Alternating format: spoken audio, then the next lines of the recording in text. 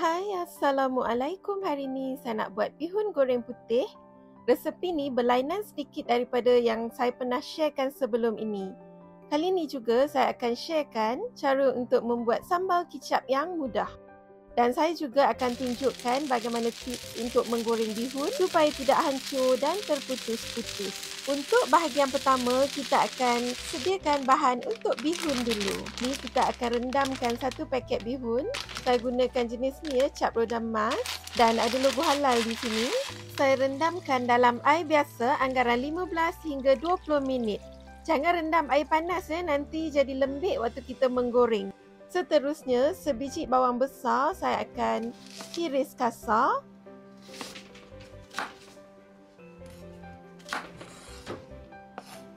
Empat biji bawang merah.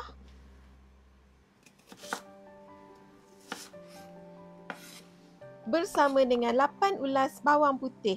Untuk resipi bihun goreng putih ni, saya memang gunakan bawang yang banyak ya. Bawang ni akan tambah menyedapkan lagi bihun kita. Semua bawang tadi kita iris kasar supaya mudah kita nak kisar. Saya akan kisarkan sehingga halus bersama dengan sedikit air. Dan bahan ni kita akan gunakan untuk menumis nanti. Ketepikan dulu. Untuk sayur, saya gunakan sayur sawi. Saya asingkan bahagian batang dan daunnya sebab batang sawi tu lebih keras. Kita akan masukkan awal ya nanti. Untuk batang sawi tu boleh ketuk ataupun tekan-tekan sedikit supaya dia lebih lembut ya.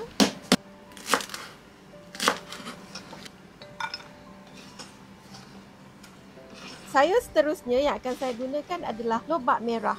Di sini saya gunakan sebatang lobak merah. Kalau besar, anda boleh gunakan setengah batang. Dan terpulanglah kuantiti tu ikut cita rasa anda. Kalau suka banyak, letaklah banyak.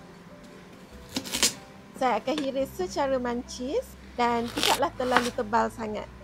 Sayur ni terpulang cita rasa anda. Kalau anda suka nak letakkan sayur lain pun boleh. Saya masukkan sekali kek ikan, fish cake yang dihiris nipis. Kalau anda nak masukkan fish ball pun boleh. Sekarang kita akan mulakan pula proses memasak. Panaskan minyak masak dan tumiskan bahan yang kita kisarkan halus tadi. Biarkan sehingga harum. Masukkan isi ayam. Kalau anda nak gunakan daging ataupun seafood pun boleh. Masak sekejap. Isi ayam ni dia lebih cepat masak berbanding dengan daging. Saya masukkan anggaran secawan air. Tujuannya supaya ayam tu masak sempurna dan sayur-sayur yang keras tu nanti akan jadi lembut dan bihun pun nanti jadi lembut. Saya masukkan 1 cube pati ikan bilis. Kalau nak masukkan cube pati ayam pun boleh. Bersama dengan garam secukupnya. Di sini saya letakkan lebih kurang 2 sudu kecil ya. 1 sudu kecil gula, bukan untuk manis tapi untuk seimbangkan rasa. Bersama dengan 1 sudu besar sos tiram. Resepi ni memang tak gunakan cili kisar, jadi saya masukkan 2 sudu besar lada hitam yang ditumbuk.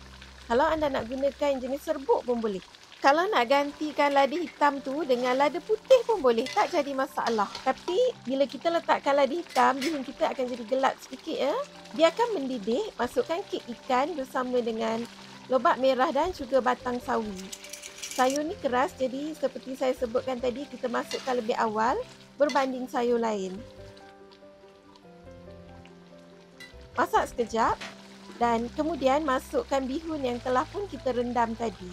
Bihun ni masih dalam keadaan yang keras.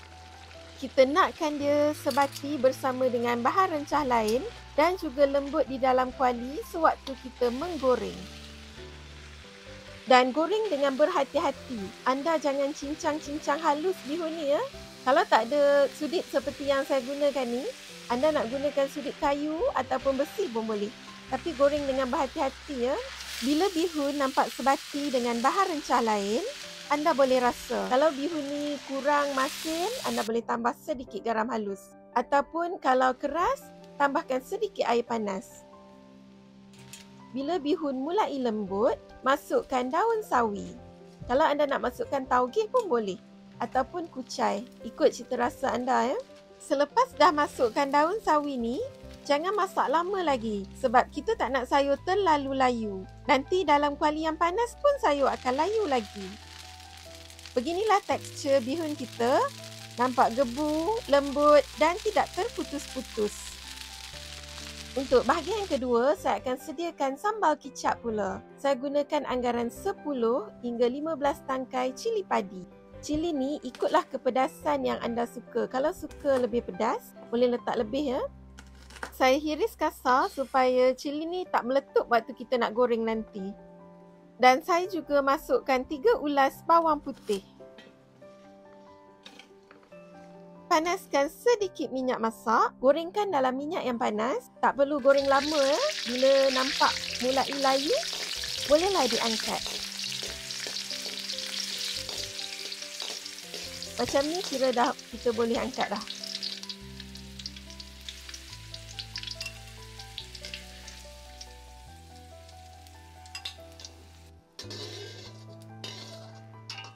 Untuk sambal kicap ni, saya akan gunakan perahan air dari limau nipis.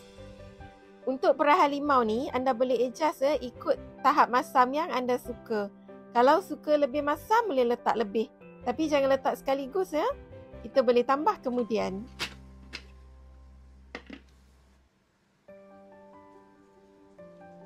Cili padi dan juga bawang putih yang kita gorengkan sekejap tadi, saya akan kisarkan bersama dengan kicap lemak manis. Anggaran 1/4 cawan ataupun separas tenggelam bahan cili dan bawang putih tadi. Masukkan bersama dengan perahan jus limau. Saya juga masukkan sedikit garam dan juga sedikit gula.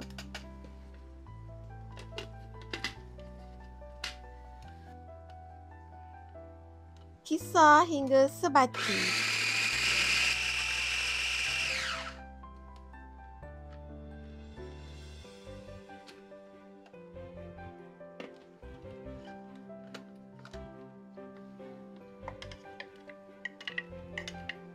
Untuk sambal kicap ni, waktu ni anda boleh rasa ya.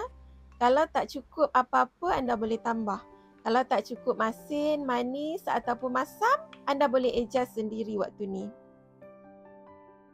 Sedia untuk dihidang bersama dengan sambal kicap. Bihun ni memang tak pedas dan sesuai untuk dimakan oleh semua orang, termasuklah kanak-kanak. Kalau anda nak rasa pedas, bolehlah letak lebih sambal kicap tu ya. Taburkan dengan hirisan daun bawang, bawang goreng dan juga hirisan cili jika suka. Semua bahan dan sukatan dalam video ni hanya sebagai anggaran. Anda boleh ubah suai mengikut cita rasa sendiri. Selamat mencuba semua. See ya.